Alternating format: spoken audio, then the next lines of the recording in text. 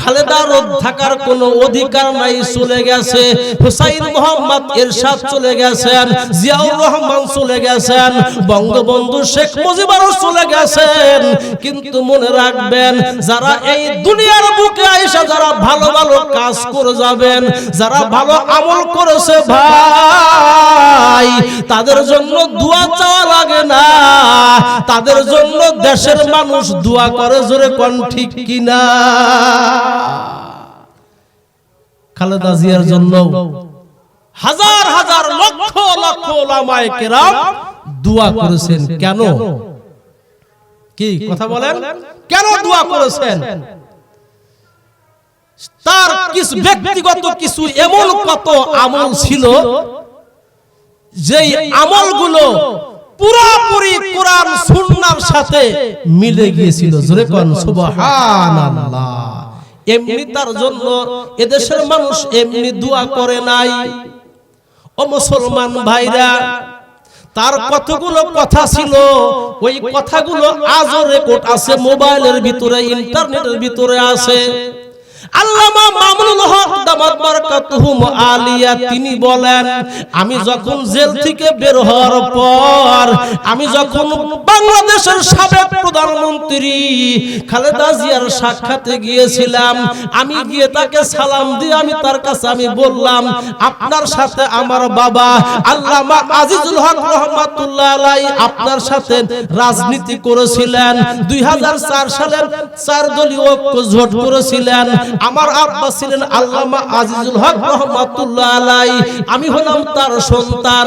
আল্লামা মামুনুল হক বলেন, ওই সময় দেশনেত্রী খালেদা জিয়া আমাকে বলেছিল, ঠিক আছে বাবা, তোমার বাবা কত সুন্দর মানুষ ছিল, তোমার বাবা একজন আল্লাহওয়ালা ব্যক্তি ছিল, তোমার বাবা এই বাংলার জমিনে 55 বছর বুখারী শরীফের 10 দিয়েছিল। জোরে কোন মারহাবা।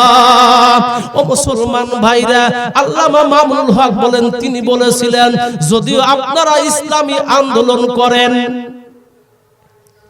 যদিও আমরা গণতন্ত্রে বিশ্বাসী, আমরা গণতন্ত্র মানি, কিন্তু আপনারা ইসলামী আন্দোলন করেন, ইসলামী আন্দোলন করেন, আমরা কোনোদিন আপনাদের বিরুদ্ধে বলবো না, আমরা আপনার পাশে থাকব। আপনারা ইসলামের পক্ষে কথা বলার কারণে, আপনারা ইসলামের পক্ষে থাকেন, আমরা আপনাদেরকে সহযোগিতা করব। জোরে কোন আল্লাহু আকবার। এমনি খালেদার জন্য দোয়া করেন আলেম ওলামা। ও মুসলমান ভাইরা, আল্লামা সাইদি রহমাতুল্লাহ আলাইহি তিনি বলেছেন, তিনি বলেছেন, দেশনেত্রী খালেদা জিয়া বলেছিলেন, ও বাংলাদেশের মানুষ, যখন এক পর্যায়ে যখন বাংলার জমিনে যখন আলেম ওলামাদেরকে সন্ত্রাসী জঙ্গিবাদী বলে যখন আখ্যায়িত করেছিল, ওই সময় এই দেশনেত্রী বেগম খালেদা জিয়া বলেছিলেন, বাংলাদেশের আলেম ওলামার সাথে, বাংলাদেশের আলেম ওলামার সাথে সন্ত্রাসবাদের কোনো সম্পর্ক নাই। আল্লাহু আকবার। তার ভিতরে ইসলামী মূল্যবোধ ছিল। তিনি 1994 সালে, আপনারা জানেন, তাসলিমা নাসরিন কোরআনের বিরুদ্ধে কথা বলার কারণে, তাসলিমা নাসরিন বলেছিল যে আল্লাহ নারীর প্রতি জুলুম করেছে। জোরে কোন নাউজুবিল্লাহ। একটা পুরুষ যদি 4টা বিবাহ করতে পারে, তাহলে একটা নারী কেন 4টা বিবাহ বসতে পারবে না? জোরে কোন নাউজুবিল্লাহ।